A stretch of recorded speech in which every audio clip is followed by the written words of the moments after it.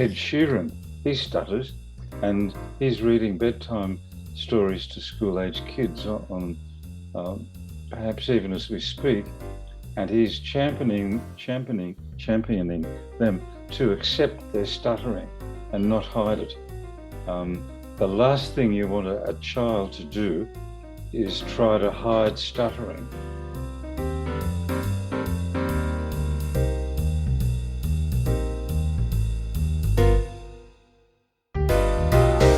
Welcome to Some Stutter Law.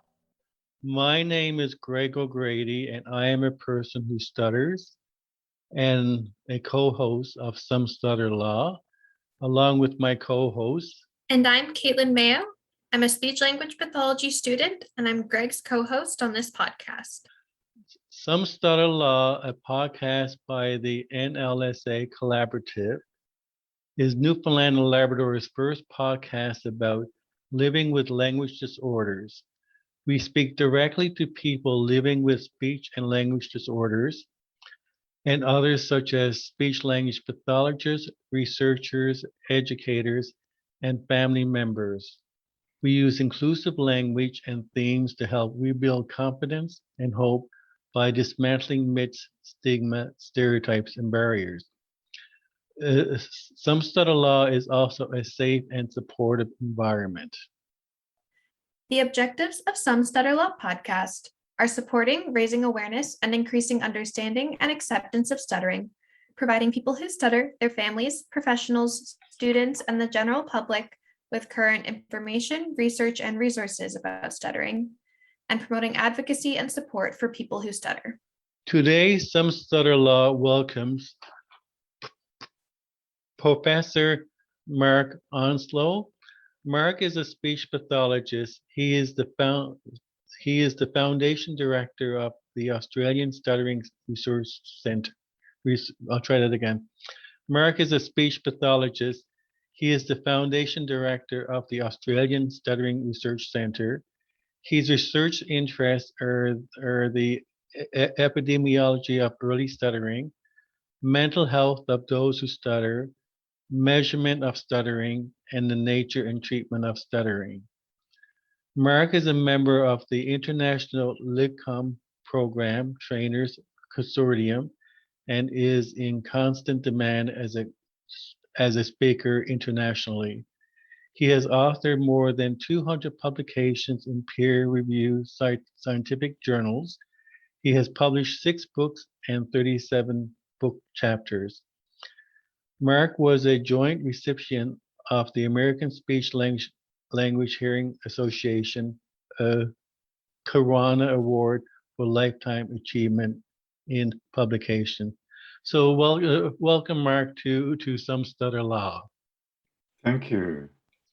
Mark, would you share with our listening audience how you became interested in stuttering?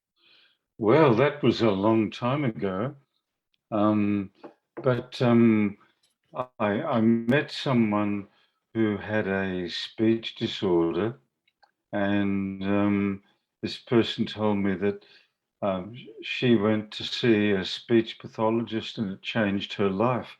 And I thought, gee, that sounds pretty cool. And years later, when I got married and I needed to earn a reasonable income, I had to choose between medicine, veterinary science, law, speech pathology, and for some reason, speech pathology came to mind, and I looked into it, and I ticked the box on the university admission form that said speech pathology, and that was it. And I haven't regretted it since, and I haven't woken up one day in the last 4 decades not going to work, so not wanting to go to work. So I think I ticked the right box. Well, you certainly have, Mark. Mark, would you share a little bit about the Australian Stuttering Research Centre?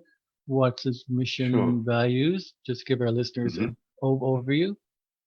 Yes, it's the Australian Stuttering Research Centre is located in Sydney, Australia, at the University of Technology, Sydney. And our basic functions are to provide clinical services and to do clinical research and to provide education about clinical management of stuttering. And we have an active clinic that provides face-to-face in-clinic services, and it also provides services by webcam around the world. And so that's the clinical side of what we do, and I'm the director of those clinical services. And our research, we have as well as a clinical staff of speech pathologists and psychologists, we have a research staff of speech pathologists and psychologists. And we do basic research and applied clinical research. And in terms of the other function of the Australian Stuttering Research Centre, we provide continuing education services around the world, and we update our free textbook regularly. And on our website, we provide a whole host of clinical materials for speech pathologists.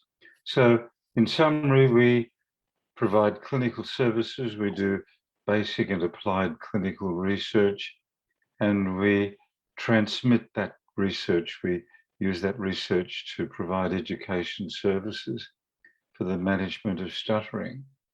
That's it in a nutshell.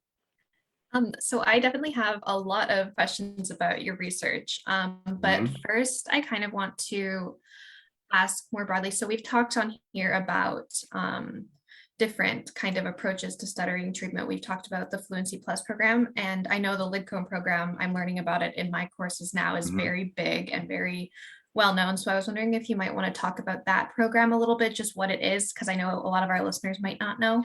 But the Lidcombe program is, well, to back up a little bit there, you can divide stuttering into early stuttering and persistent stuttering. And early stuttering, broadly speaking, is that stage of the development of the disorder in childhood when there's an excellent chance of recovery. And the Lidcombe program is one of 3 evidence-based treatments that are available now for early stuttering. And broadly speaking, there's the Lidcombe program, there's Restart DCM, and there's the Westmead program. And those 3 programs have been shown to be worth considering with randomized controlled trials, which are the gold standard. And the Lidcombe program is just one of those. Independent reviews, most recently a Cochrane review, found that the evidence in favour of the Lidcombe program was the strongest available, given the usual scientific cautions in accepting these things.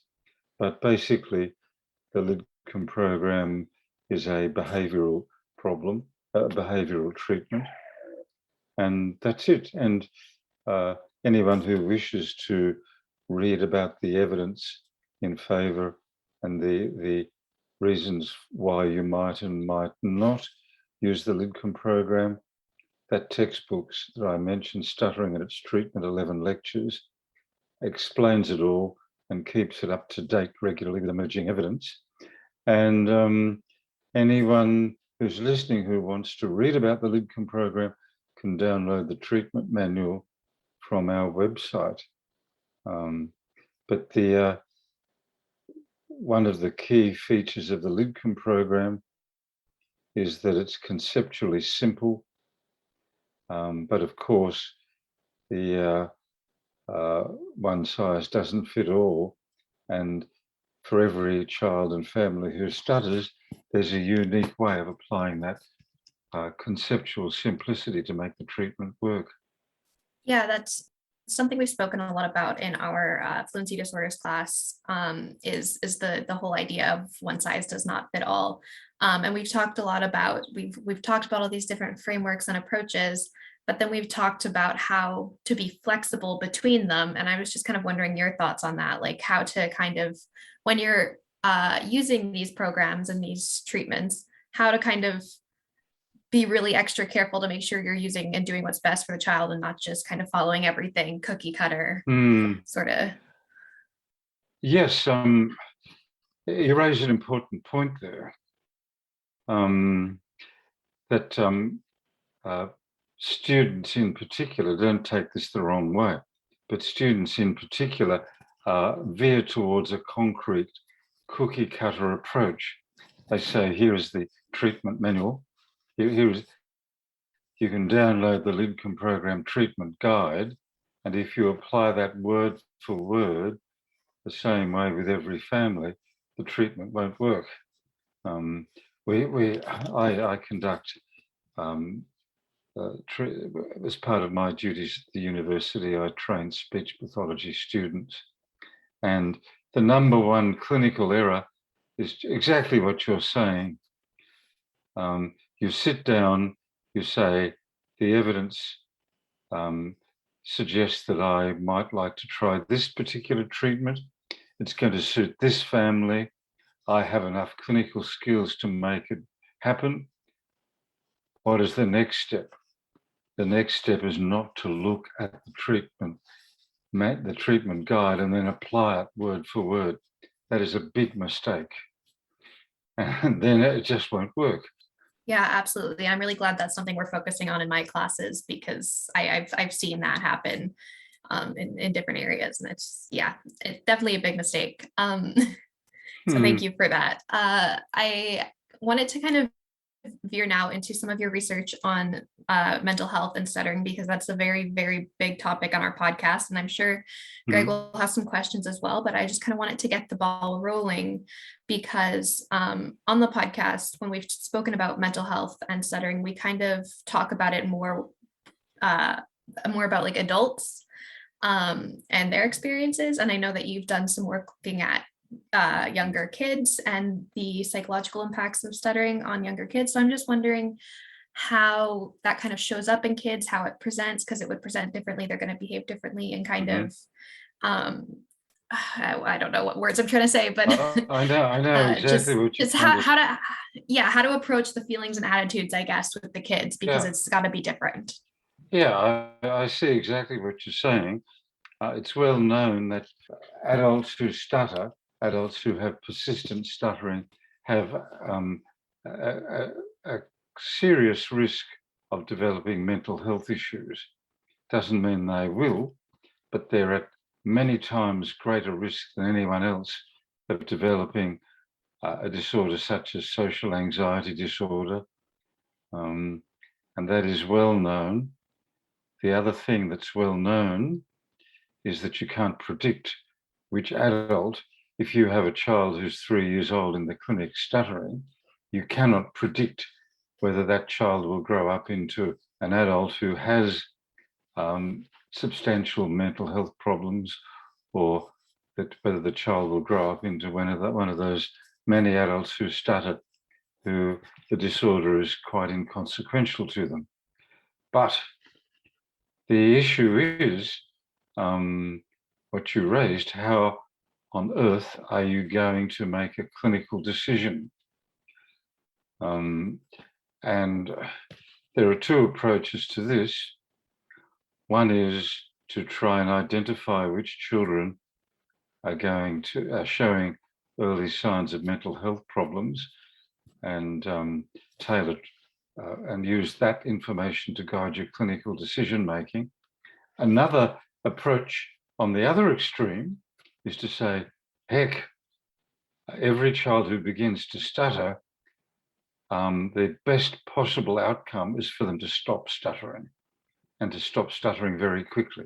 Two extremes. One extreme, clinically look for signs of early stuttering, of early anxiety in stuttering children. Approach two, say, heck, the risk is too great.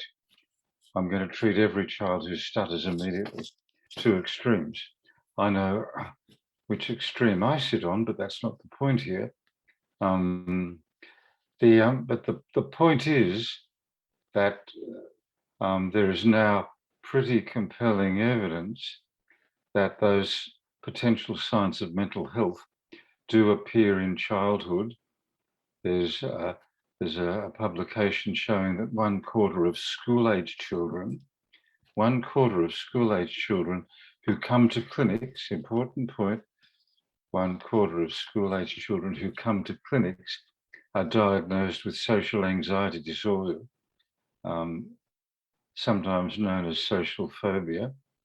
And moving earlier in life, there are now a series of findings to suggest that, not surprisingly, these problems arise from early negative peer reactions in 2- and 3-year-old children. Hence, approach one, what are the potential early signs to look out for? It's Speech Pathology 101. If you look at the literature, there are recurring signs that children express distress.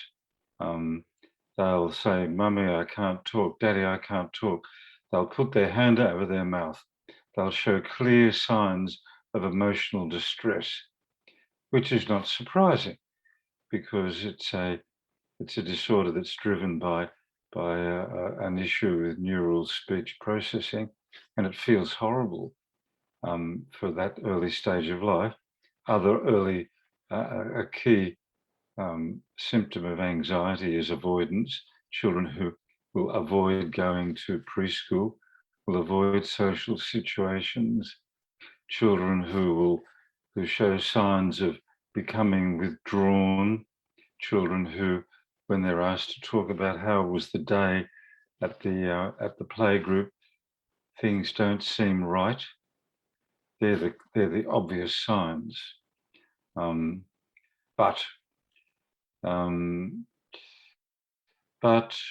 we work closely with clinical psychologists, prominently a world leader in anxiety research, Professor Ross Menzies.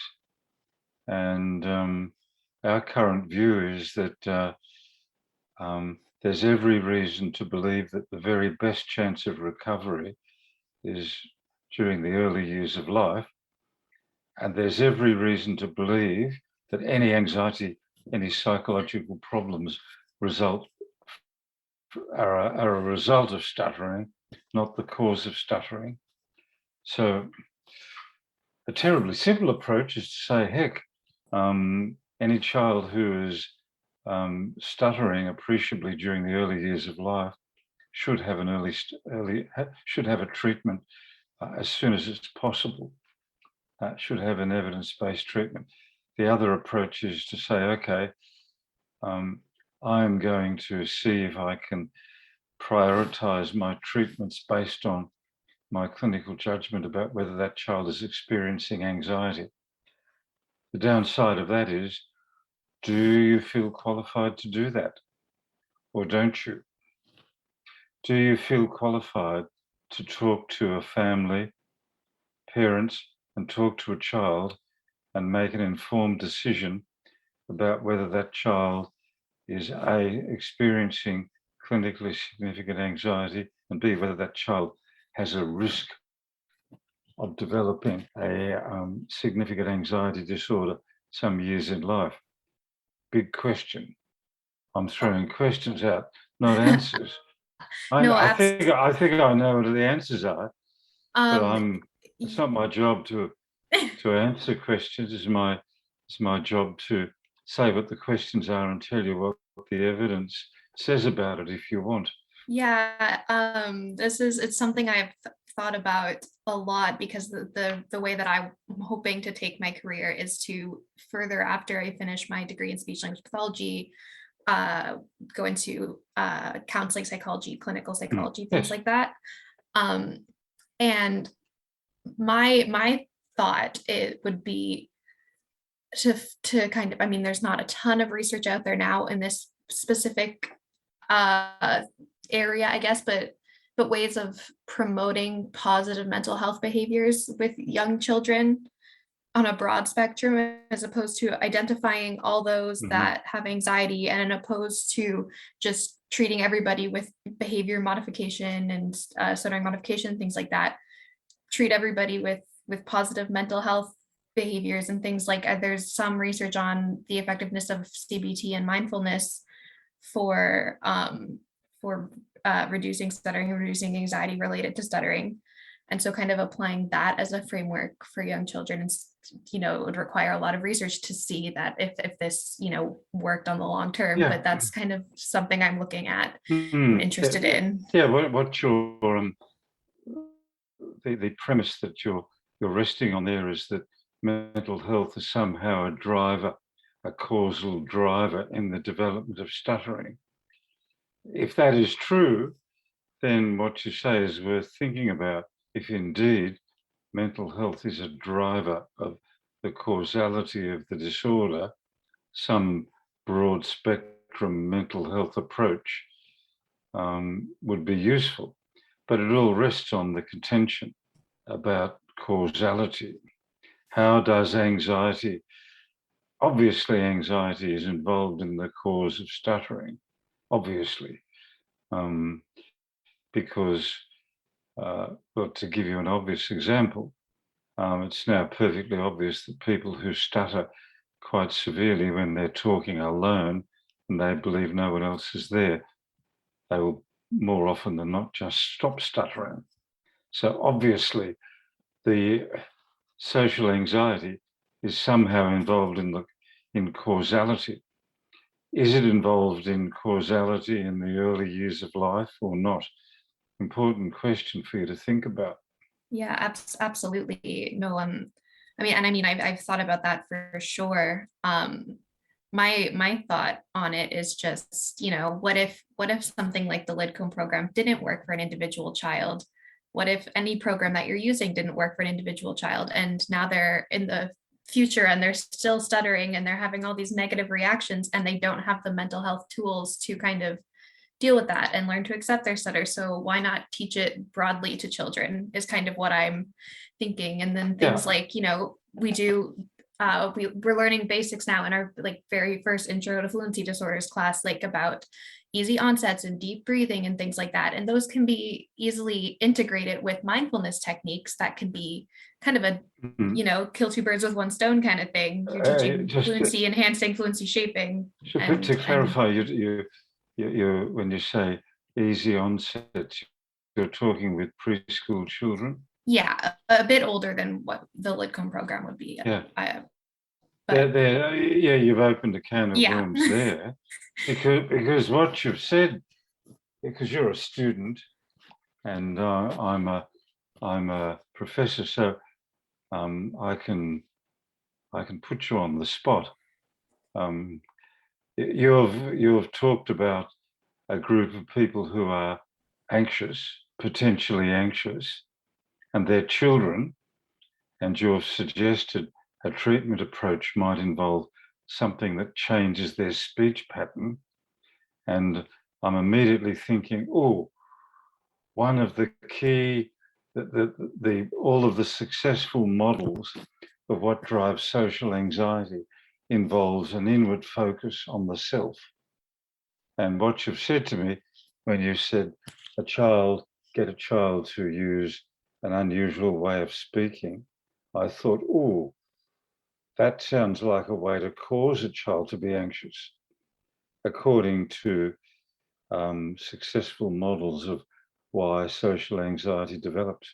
Just to back up a little, at the risk of boring you, the key issue in clinical psychology with social anxiety and social anxiety disorder in particular, social phobia, is that it persists even though people, let's say someone who has social anxiety disorder and they stutter and their life is consumed by a debilitating fear that they will be socially humiliated. That's, I think psychologists would be happy with that summary of social anxiety disorder.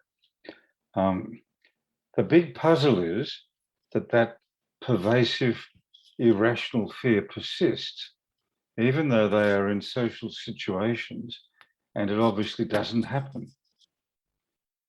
And clinical psychologists have developed models to explain how that happens. And in summary, one of the components of that model is that when someone enters a social situation, they focus inwardly on themselves and they miss important social information that says it's okay, everyone's accepting you. And what you just said, and here's the challenge for you, Katelyn, what you just said to me about teaching a child an unusual way of talking sounds to me like a way to make a child anxious, not a way to give a child a prevention for anxiety. How's that for a professorial confrontation? Yeah, I feel like easy onset maybe not have been the best example of what I was trying to refer to. It's just the first thing that came to my head. But there are some techniques that I know, definitely not easy onsets, but some that can be kind of framed, or not masked, but framed as, just being mental health enhancing techniques and not being framed as speech techniques. And you could teach them to everybody, even if they don't stutter, and it could benefit everybody. And then that takes us out of the realm of SLP altogether. And but it's something to look at in the future. It's great. Look, you're absolutely right. No professor of mental health would say that everyone on the planet could benefit from preventative techniques to deal with anxiety, because 1 in 3 people on the planet deal with clinically significant anxiety.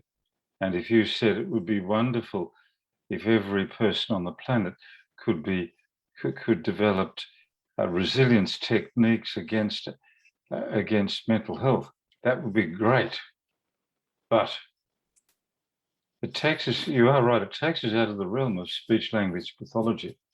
And just to back up, what you said earlier was assuming that a child doesn't get better with evidence-based practice with one of those 3 treatments, and the child gets to 8 years of age, and then you have to have a serious conversation with the parents. You have to say that, look, in my opinion, we've now lost the chance of long-term effective clinical control. And now we have to talk about a way of dealing with stuttering for the rest of your child's life.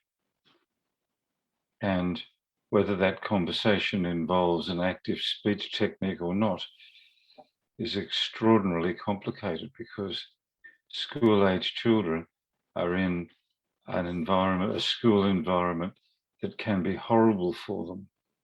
That's why we're so keen to maximize the chance of recovery during the early years of life, so you don't have that ghastly situation of a child who's 8 years of age, who clearly none of the evidence-based treatments have had an effect, and you have to start to deal with helping that child cope with a lifetime of stuttering. I'm wondering now if Greg has any questions, because I kind of, monopolized the talking time. Yeah, Mark, I found it, fascinating listening to you, you and Katelyn, having this conversation, because I find as an adult person who stutters that the older I get, the more that I get involved with some stutter law, the Newfoundland Labrador Stuttering Association, the collaborative, the more that I'm learning so much about stuttering.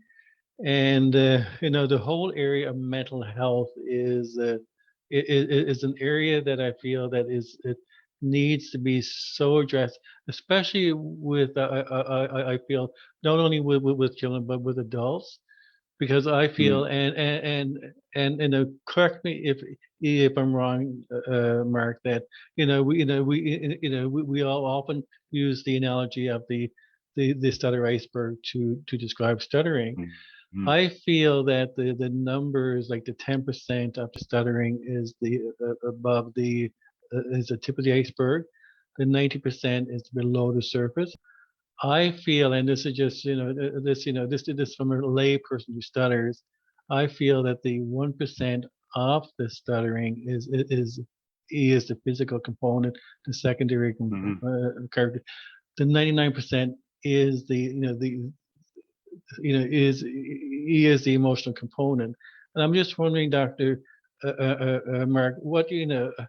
How do you address the emotional component of, let's say, an adult who stutters in terms of trying to benefit from the actual speech therapy? Because I feel that you need to address the emotional in order to benefit from the actual speech therapy. Well, what's your thoughts about that? Yeah, look, Greg, you're probably right that the ideal combination is a method to control stuttering plus dealing with the psychological aspect of stuttering. But the iceberg analogy is, of course, a long-standing one and is a true one. But let's not forget that probably most adults who stutter, who don't come to clinics, don't have any problem with mental health, and they don't have any problem with functional communication.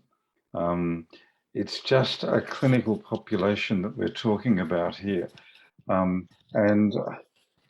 in our view, in our clinic, we do find that some people just find that stuttering is an impediment to verbal communication, particularly people who have quite a severe case, and they take 3 times as long as everyone else to say something. Some people just want to find a way to deal with that. Other people, as you say, the part of the disorder that can't be seen is the emotional aspect of, and the psychology of stuttering. Most commonly, the social anxiety disorder is the driver of their lives, and it's the bane of their lives. And social anxiety disorder can affect your life just horribly. So you are absolutely right. And the key job for a speech pathologist is to really understand what the needs of the client are. Some clients will need to have their psychological issues helped by a speech pathologist or a psychologist. Others will need their speech control helped, and more often than not, a combination of two is what's needed.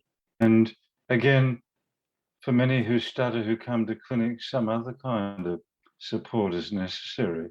It's again what Katelyn said earlier, one size doesn't fit all. But to be sure, the literature says, Greg, that this iceberg thing is real. If you come to a clinic with stuttering, there's a really strong chance that the psychology of the disorder is really bothering you, and it's driving your life in an important way.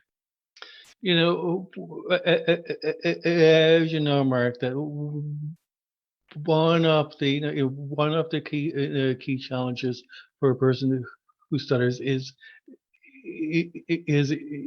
the acceptance of stuttering, and this is a difficult area to address, because I mean I've been a person who stutters for many years, and I actually took took the Fluency Plus program through the Speech and Stuttering Institute in Toronto, and so the Fluency Plus program has really helped me manage my severe stuttering. So I mean, I used to be so bad.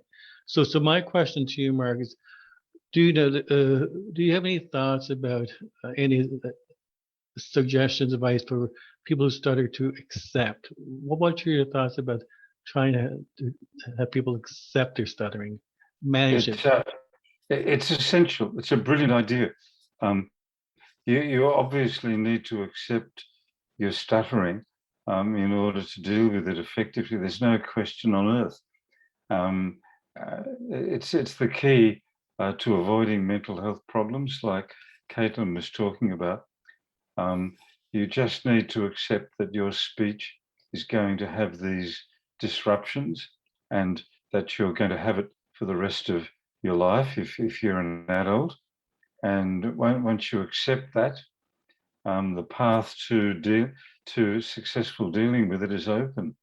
Well, sometime maybe it's happened already, but Ed Sheeran, people our age, Greg, might not have heard of Ed Sheeran, but he's a musician of some note, I believe.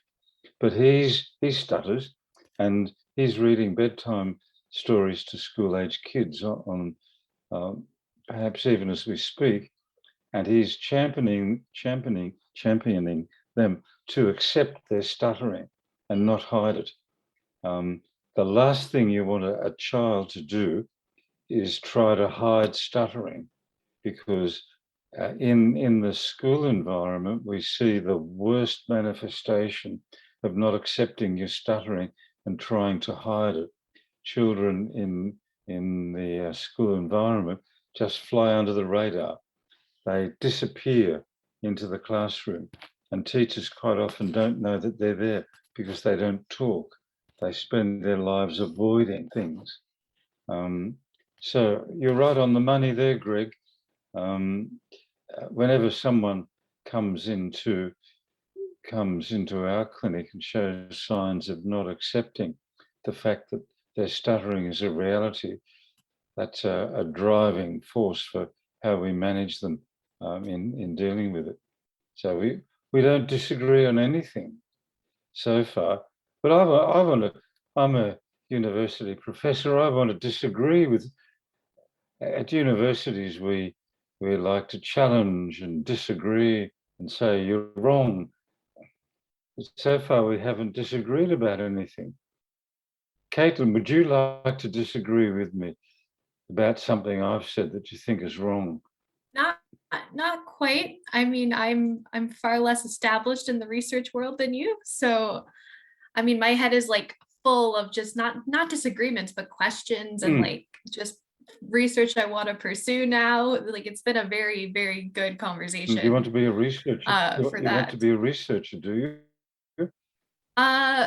Yes and no. I'm in between wanting to practice clinically and then also wanting to do research. So we'll see which way I follow. It is possible to do both. Yes, and that would be the dream. Well, the most successful researchers I've ever seen are people who combine the two. And if I had to tick a checkbox about things that have made me keep going in this business, is that I've been in an environment where research is happening in a clinical context, and we have clinicians and researchers. It works for me. Yeah, that's the dream. And there is quite a bit of research happening at my school where I'm studying right now. Not that I'm currently implicated in, I'm only in the clinical program, but it's happening all around me. And so that's really great to see. And hopefully maybe that's where I end up in the future. Yeah. So that would be cool. But spending your career helping people who have a communication disorder in the clinic can't be a bad thing. Exactly. Yes. I had one more question just before. Yeah. I don't want to spend too much more time, but I don't even know if you will know exactly the answer to this, but it's just something I had thought of. So when it comes to social anxiety and anxiety disorders, those aren't exclusive to individuals that have communication disorders. No. And I'm wondering if kind of like the symptomology that you see in social anxiety and anxiety, if there's any notable differences between individuals who stutter who have those disorders versus individuals who don't stutter who have those disorders. Interestingly, our clinical psychologists tell us, yes, it looks like particularly in childhood, it looks like the social anxiety associated with stuttering is particularly tractable compared to the general population of children who have social anxiety disorder. And this is really understandable in terms of the fact. I'm saying fact, meaning evidence supports this, that people who stutter are different from other people who have temperamental anxiety issues, anxiety that's inherent in their temperament. People who stutter appear not to have that. They're not driven by a genetic proclivity to have an anxiety disorder. If you delve into the literature about early anxiety-prone temperament and stuttering, you'll find it's completely ambiguous. And clearly, children who stutter don't have an anxiety-driven temperament, as do the population of people in general who have anxiety disorders. Put it in a clinically manageable way, any child is likely to develop an anxiety disorder. The children who begin to stutter are just like any other child who's likely to develop an anxiety disorder. If the child stutters, it's more likely to happen. But currently, there's no evidence to indicate that those children are driven temperamentally to be anxious. It's interesting. And I should add that, of course, cognitive behaviour therapy is the flagship treatment for social anxiety, and there are versions of it that have been tailored for those who stutter. So the other answer to your question is, broadly speaking, yes, the anxiety of people who stutter is similar to the anxiety of the general population who are anxious. However, what drives social anxiety are thoughts and beliefs, and the thoughts and beliefs that drive the anxiety of people who stutter are different from the thoughts and beliefs of people who are anxious about other things. So there are treatment programs tailored specifically around the thoughts and beliefs and the needs of people who stutter. And I know that because we've developed some of them, and we've developed a website that is called iGleeb. Your listeners can go to the Australian Stuttering Research Centre and be directed to that website. It appears to be as good, if not better, than a clinical psychologist in dealing with the specific anxiety of those who stutter. That's fantastic. Thank you so much. I didn't know about that. I've made a small dent in the literature in that realm because that is where I, hope to focus. And I've been looking at acceptance and commitment therapy, the framework, in addition to CBT. And so that's where my small dent in the research has been made there. But I have so many articles saved that I'm hoping to read. I'm just drowning in other things. The challenge is before you, Katelyn, because there are about 10,000 units of empirical information that inform clinical practice. 10,000 at least. Yeah. And which ones do you prioritize reading? Which ones are the most important to keep in mind?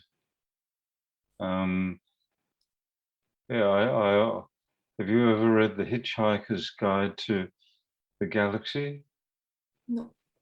There's an answer to the universal question. And in my view, the answer to the universal question of interpreting the literature, the 10,000 units of empirical information, what is the answer? And the answer is 7. I think I would tell a student 7 things to keep in mind and write down on a piece of paper and have them in front of any consultation. But that's just my view. If you try and think about 10,000 units of research every time you're in front of a client attempting evidence-based practice, that probably won't work very well. All right. I'm wondering, Greg, if you have any questions you wanted to ask before we clue up. Sure. Mark, you mentioned before we started the podcast here that there, that there's a resource that that our listeners can go to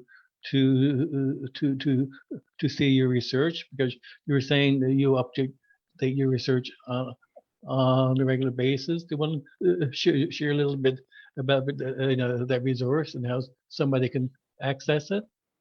Yes, sure. The resource is Stuttering and Its Treatment, 11 lectures, and it's a textbook that's downloadable from our website, free of charge, and we update it regularly every 3 or 4 months to take account of current research. And if you want to be on the mailing list to receive an update of that as they occur, let me know. But that 300-page textbook is our opinion, most important. It's our opinion about what any student of speech pathology needs to know about clinical practice. And we make that resource available to the public. At our website, we also make a whole host of other resources, clinical resources available for other evidence-based treatments, such as the Camperdown program, the Lidcombe program, and cognitive behavior therapy for stuttering. Wonderful. Thank you so much. Mark, just just one last question. I was noticing on your website that the Australian Stuttering Research Centre gets a lot of funding. I'm envious with the funding that you get, because you see that we're in Newfoundland, Labrador, and Katelyn and I are actually trying to raise a lot of awareness about stuttering in Newfoundland and Labrador. There's really very little attention paid to stuttering. There's very little support for stuttering. There's very little specialized programming. Do you have any advice for us how to build more awareness within the province, and also to get more money for specialized programs? Yeah, well, it's no secret that the key to successful research is money. An axiom of life is that money can't buy happiness is wrong. Trust me, if you're a researcher, money can buy happiness. Trust me also on this, there are people around the planet who are extremely good at getting money for research. And if you want to get money for research, you've got to find one of those people and connect with them. It can be done. For example, we said to our Australian government, look, I know breast cancer is important. We know Alzheimer's is important, but stuttering is also an important public health problem. Could you give us $6 million to put all of our treatments online? And they said, yes, we think that's a good argument.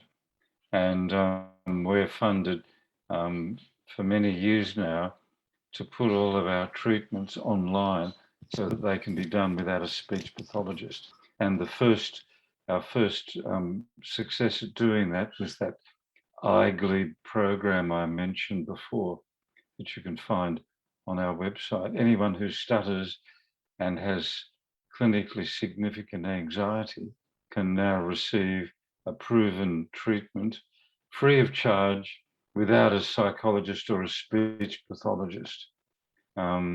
And so that's the key to it. Money can buy research, happiness, and success, but to get it, you have to link with someone who has success in doing it. It's no good saying, look, hello, I'm Katelyn. I'm a speech pathology student. I would like $5 million to do this research. Doesn't quite work like that, unfortunately. Mark, you just said a statement that stuttering is a public health issue or problem. Do you want to elaborate on that? Because I think this will be a good foundation for us to build on to get some financial support. Look, it's a public health issue because it's so prevalent. It's so common. 1 in 10 children stutter for a clinically significant period. And in that clinically significant period, there's clear evidence that psychological harm is being done. And in adulthood, 1 to 2% of the population stutter. And it's well known that there are personal problems that emerge from that. Those problems involve impaired quality of life, because if you stutter, you may not achieve the education you want. You may not achieve the occupation. You may not be able to do the job you want. If you stutter, you live in a society that's besotted with negative stereotypes about the disorder. And added to that problem, the disorder is so prevalent, there just aren't enough speech pathologists around the world to deal with it. So stuttering affects a great many people. It causes enormous human distress and impairment to quality of life. And it's an impairment to societies around the world. If that isn't a global health issue, I don't know what is. Added to that is the fact that that verbal communication is absolutely the fundamental keystone to effective functioning as a human. It's the mechanism around which we build our social, educational, and occupational networks. And added to that is that stuttering is one of the communication disorders that begins when you're 2 or 3 years of age, and you can still have it when you're 80 years of age. And to have a shadow hanging over every word you speak for your entire life, if that is not a potential health issue, I don't know what is. And unfortunately, as as we all know, as we all know, as people who stutter, it has a significant impact on families, whether or not they realize it or not. Oh yes, oh gosh, yes. Spouses, yes.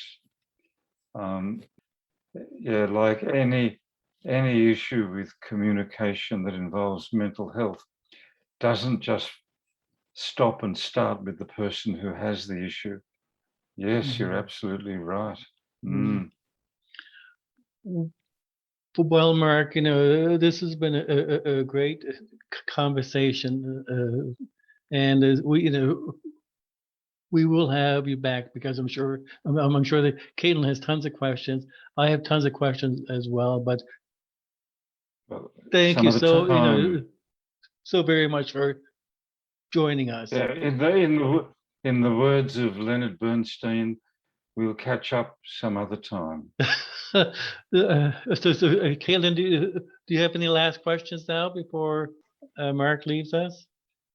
I don't think I have anything else to say. Just thank you so much for doing this interview. It was fantastic. My pleasure. My brain's not going to stop for the rest of the night, probably. Thanks a lot, Mark. Some Stutter La, Newfoundland and Labrador's first podcast about stuttering, has so much to talk about. Let's start listening. This has been an episode of Some Stutter La, Newfoundland and Labrador's first podcast about stuttering. Some Stutter La is hosted and produced by Greg O'Grady, Katelyn Mayo, Dr. Paul De Decker, Melanie Crane, Emily Murphy, and Luca Dinu. Some Stutter La is available on Anchor, Spotify, Breaker, Google Podcasts, Pocket Casts, and Radio Public. You can also check out the Some Stutter La channel on YouTube.